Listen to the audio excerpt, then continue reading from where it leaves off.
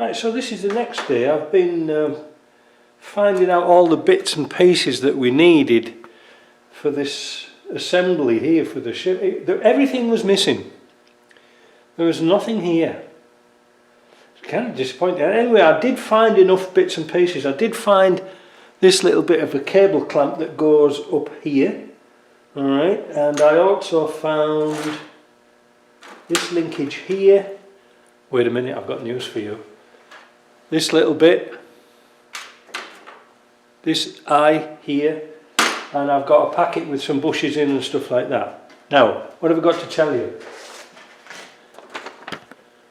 Don't lose any bits.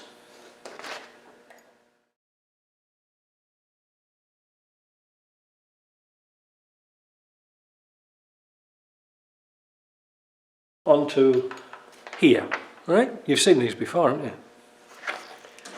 Have a guess how much that is. Anyone? Anyone? £363.89. I'm saying nout. But I'll put a screenshot and you can see it. But the thing is, when you see the screenshot, it says add to bag. So they're actually still making them. Or they've still got stock, should I say. So what we're going to do, first of all, to stop muck getting in, is we're going to get hold of some of these little copper washers. They're in here somewhere, here. Onto the breathers. Thus, these are the little breather pipes. Make sure you can blow through them. Sometimes they're all rusted up. These are the special washers. Alright, don't just put any old washer on. They have to be a nice tight fitting. And I'm just going to screw them onto the relevant places where they should go. Now what I'm going to be saying to the customer is, to be fair, because I don't know where all these bits have gone, replace mine, no problem.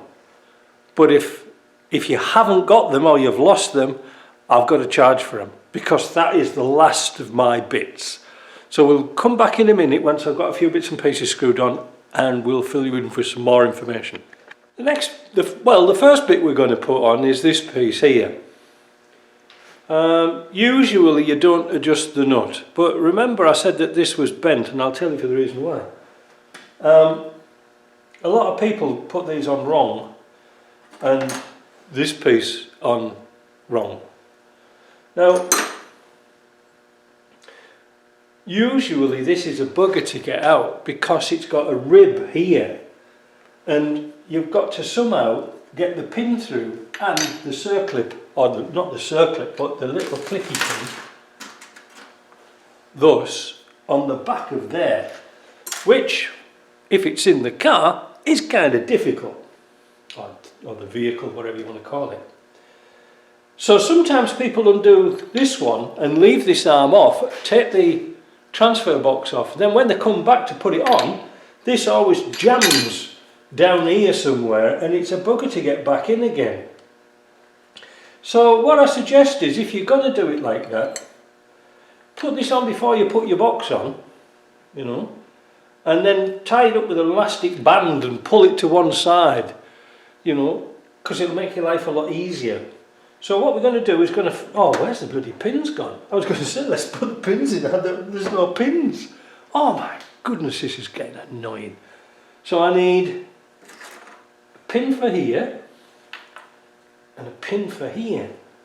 But before that, let's go and have a look at a gearbox, a transfer box, and note here about this rib. We're in my container. We can see there's that rib on there. That's a LT77, been there for ages. But when we come to look at this one here, this is a TD5 here, you can see they didn't put the rib on, and that's a 04. So you know, obviously they thought about that when they were recasting those parts. It is a bugger to put the pin back in and out. Right, so we're going to try and assemble this pin here, I managed to find 2 pins. Again, I haven't got any more, so this is going to be the last of the last really. I'm going to put a little bit of this lithium grease on here. Why lithium grease, Mike? Because I had to buy 300 tubes to go in my clutch forks. That was a minimum order, so I'm just going to put a bit of grease on them to hold them in place. Thus. And then we're going to get our pin, give it a coat of grease, put a little bit of grease on the inside. These are really nice little tubes actually. And then we're going to put our arm on, like that, put the pin through, and then somehow, I'll take the camera off, we're going to try and put the pin in, the clip in. There we go. And that now is on. And it can't go anywhere. That pin is a little bit long, but beggars can't be choosers because they ain't got any others. I did have another pin, I'll put it down somewhere. I'll find it in a minute. Now, the next thing we've got to do is work out where this is going to go onto here. Now this has to go on there, and I forgot to put the O-ring on, so I'm going to go and find out what number the O-ring is. So the next thing we're going to do after we've got our O-ring on is put this box into neutral. It's easy to do. Just click it into the middle. If you go another click further, it's into gear, but you want it right in the middle, like that. And you can see it's not driving anything, so that's in neutral. We're going to get our very expensive piece. Which way does it go on now? The front.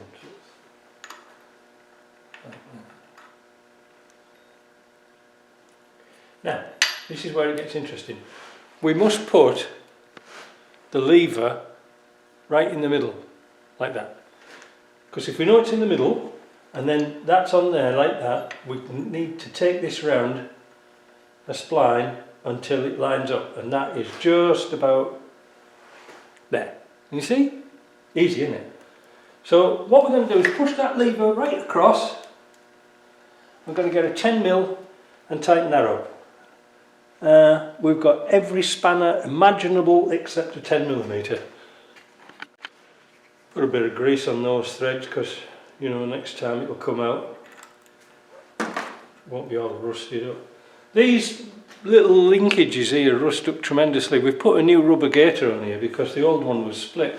What they do is, if it ever goes off-road or if it ever gets wet, it'll kick water up and it'll sit in here and these all get rusty. You've probably realised that. When I first came in, I started doing Disco 1 boxes. These were always seized up, these little units here. And we always spent a lot of time getting them freed off.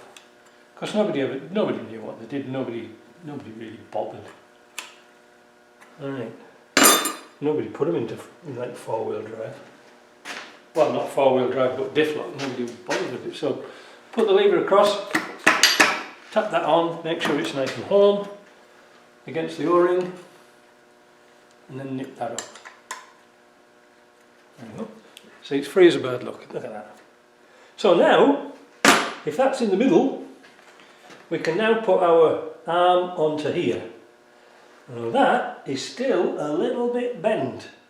And we're going to bend this just a little bit. So it's nice and square. We'll get a couple of bushes.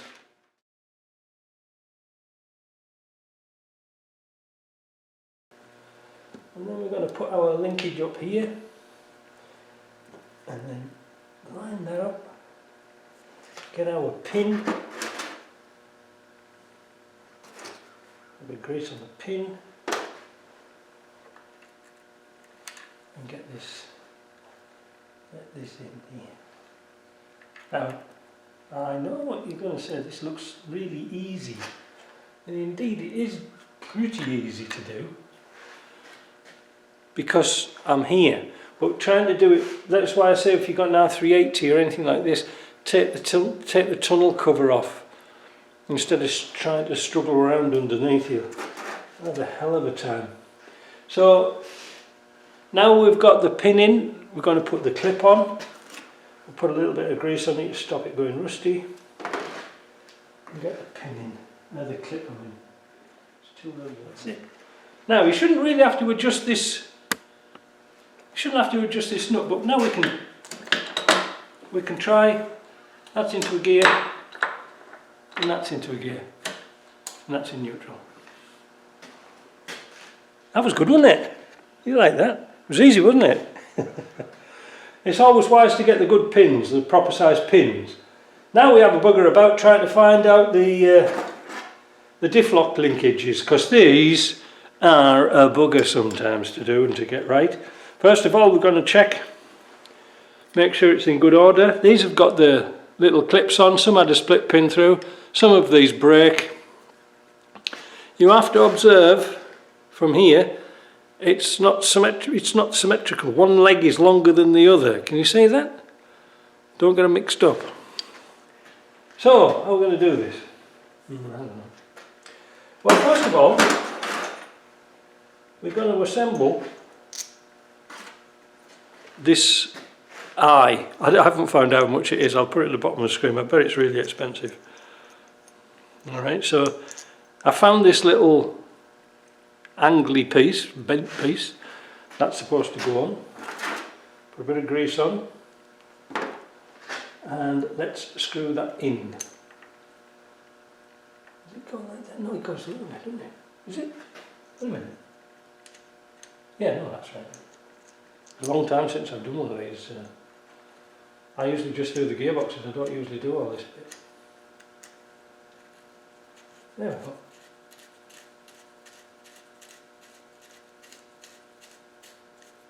Now that's gone in a little bit too far, but it doesn't really matter. This here is where your pipes go through to attach onto here and to attach onto here. Alright, so what we're going to do for now is just put that nut roughly where we think it needs to be. And what we need to find now, we've got a clip, but two of the bushings are missing, so I'm going to find a couple of more plastic bushings. Right, this bit can be a bit complicated. The diff lock, you can see the angle of the key, it's pointing over there somewhere. So that's diff lock in, that's diff lock out, but this switch, this lever will go that way, giving the impression it's not in. You want it just there, that's diff lock out. Alright, you can see, let's do it again, there's diff lock in. We'll get our linkage, we're going to make sure that that pin is going to go like that. Let's zoom out a bit. There. So we want to make sure that all this is going to line up. What we've got to do is move this pin, this eye, in and out to get the correct shift here. So we know that that is approximately right. So what we can do is we can put our washer on and our nylock nut and fasten that down with a 13mm spanner.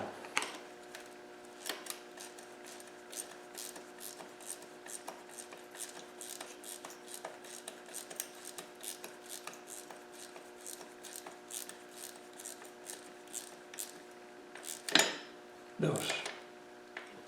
There we go, we'll just turn it back, so that's in, that's diff lock out. Alright, so there's diff lock out, you can see it's not in. We're going to put our bushes on. Yeah. Make sure these aren't rusted up, they're going to go in nice. Put the pin in, just turn this a little bit so it's nice and straight. Put that in, put our little spring clip in. This is only just to start and find out where we want to be. Alright, now, diff lock, we've got to work out now, oh no, we need a pin. That's right, we need a pin. Let me try and find one of those. Well, I've just spent the last 15 minutes trying to find a nut and bolt to go through here.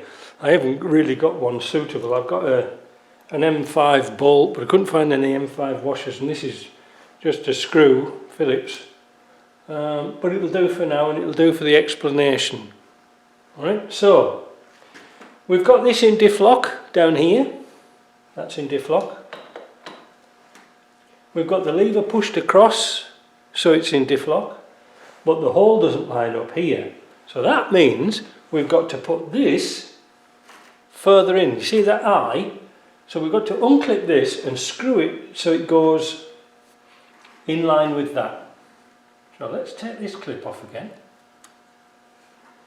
Bloody screws everywhere, bloody nuts and bolts all over the place. Right, so screw that in a bit. Put it back on. Somehow.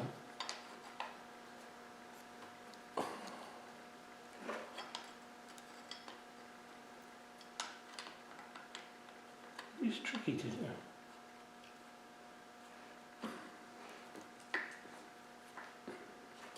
There. Actually, it might not be too bad. I got it first time. Put the two little top hat bushes in there. Put the pin in, the clip. That's fully across there. Now, like I say, I'll find a proper bolt for this. These will do for now. So we really need a washer between the arm and the shaft, and it has to have a washer on this side because there's a slot like that, and then we'll put a washer onto here like this.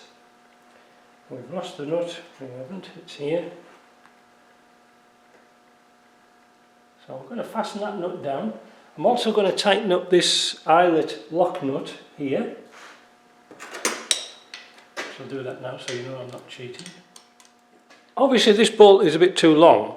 I'll get some shorter ones. But, and it should be a nut and bolt rather than the Phillips. But it gives you an idea of how to set it up. So you push your lever across that way, adjust this eye out until those holes line up. Couldn't be simpler. So, what have we got? We've got, that's diff lock out at the moment. You see it's close to me. I want diff lock in. You hit it, you can hear it click. And then we've got our diff lock in. Easy, isn't it? Difficult to do under the vehicle, but that's how you do it. Now, when I put a new bolt into there, I will be putting some grease around this, and I'll be blathering all this lot with grease. But for now, that's about it. So we're going to put our fitting on here for the breather, if we can. Yes. So when we get the, well, we haven't got the breather pipes, but who cares? JP always says that to us, who cares? who could be bothered? But we'll put that down to stop dust getting in. And there we are, that's it. So blather this full of grease, grease, grease, grease is the word, apparently. And then that should be good to go. Hey, I've just noticed here that I rebuilt this box on the 4th of January. That's how long it's been here. And I started to build this transfer box up with parts that I already had in stock, because the LT230 kit from Ashcroft's is pretty much of a muchness. They're all very much the same. And of course JP machined this casing out and he put his bushing in, and we put the tube in between the intermediate gears without that collapsible spacer, which is a waste of time. And so we had all the bits and pieces, the seals, we had everything in stock for that one. But R380s, there were so many variations, it's not worth getting a kit in for me, because you can guarantee when I get a kit in it'll be the bloody wrong one. So that's it, that's how to set your box up. So what we're going to do now is just wait until we get a nut and bolt for there. Blather with grease, grease, grease, grease. Then we've got some bolts that I got today through Mr. Amazon. These bolts here to hold the bell housing on. and then we're good to go. See you later.